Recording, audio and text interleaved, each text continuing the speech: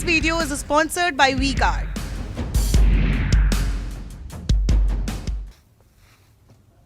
राकेश जी, तो सबसे पहला सवाल तो मेरा यही कि भाई अब तो कोई दिक्कत बची नहीं, अब तो सरकार 12,000 रुपए भी देगी अगर आ गए जीतकर।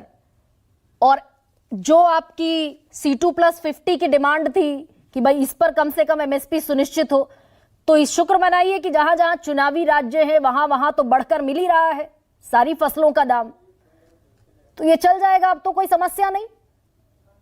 नहीं, जहां चुनाव होगा ये वही चलेगा। ये भारत सरकार क्या करेगी फिर?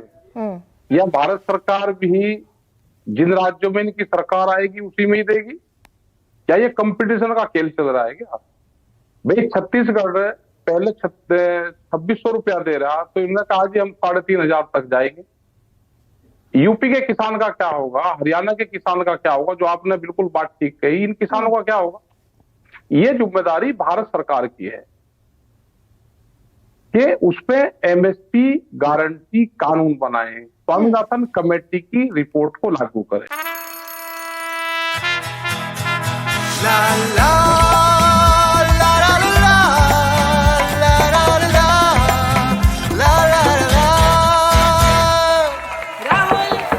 राहुल तन के साथ मन को जगाओ वीगार्ड वाटर हीटर्स के संग।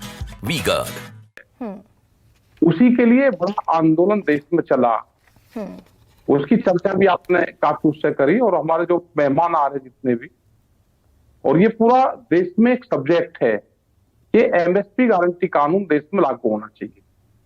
ये कंपटीशन का खेल नहीं कि उसने घोषणा कर दी तो मैं भी घोषणा पत्र में ले आऊं। ये तो उत्तर प्रदेश में भी घोषणा की थी। नहीं तो आपको क्या राकेश टिकैत जी, ये फिर देंगे भी? आपको तो एक MSP कमेटी बनाकर दे दी गई, संयुक्त किसान मोर्चा उसमें शामिल नहीं हुआ, तो पिछले 1.5-2 बरस से तो आप भी शांत बैठे हुए हो।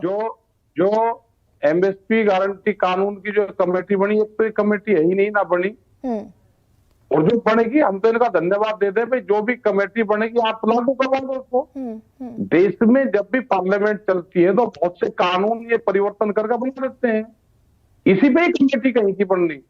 ये पहले कानून हाउस में बनेगा, वो कमेटी या MSP गारंटी कानून कैसे काम करेगा, कैसे इम्प्लीमेंट उसका होगा, उसमें क्या प्रावधान होंगे, उसके लिए कमेटी बननी चाहिए।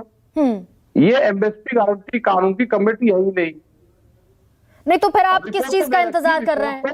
ये झुंझुना, अगर आप कह रहे हैं कि झुंझुना पकड़ा दिया गया आपको, तो इसको तो 2 बरस बीत गए। नवंबर 21 में ऐलान हुआ था कृषि कानूनों की वापसी का, अभी नवंबर में बैठकर हम बात कर रहे हैं।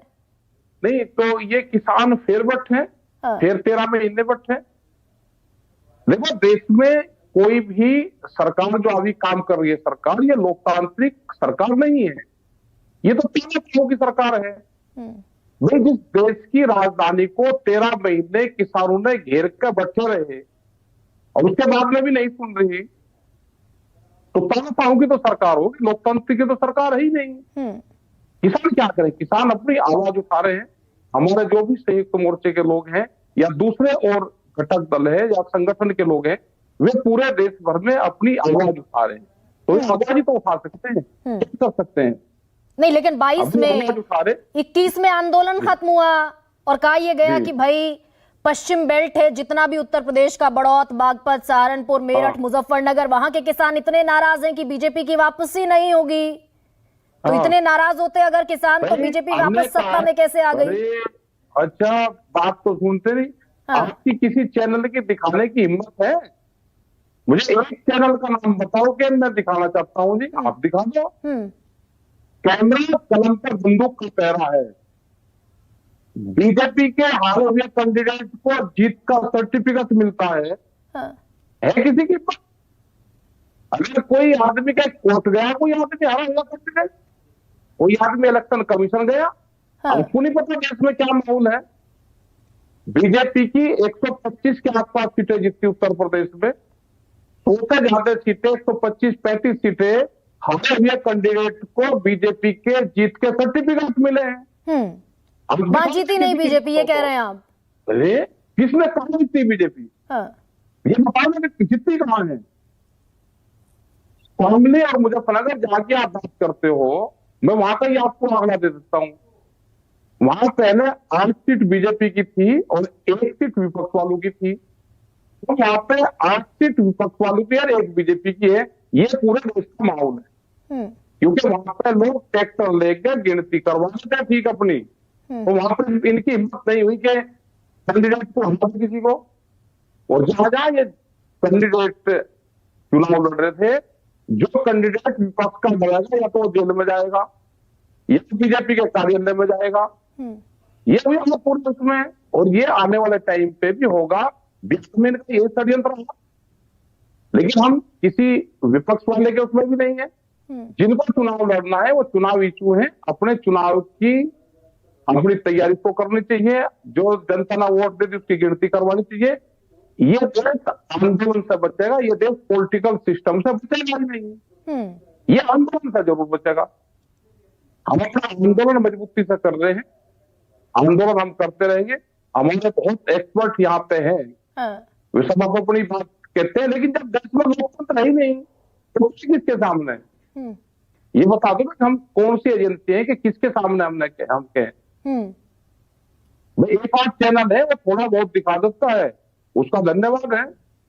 तो क्या अगर एमएसपी का ये कानून बन जाता है तो किसानों की सारी समस्याएं खत्म हो जाएंगी? नहीं, सारी समस्या खत्म नहीं होगी ना, कुछ उसको लाभ मिल जाएगा। एमएसपी गारंटी कानून, हमने ये नहीं कहा कि सारी खरीद सरकार कर लेगी, लेकिन उसकी खरीद व्यापारी भी उसके कम से खरीद नहीं करेगा, हमने ये कहा है।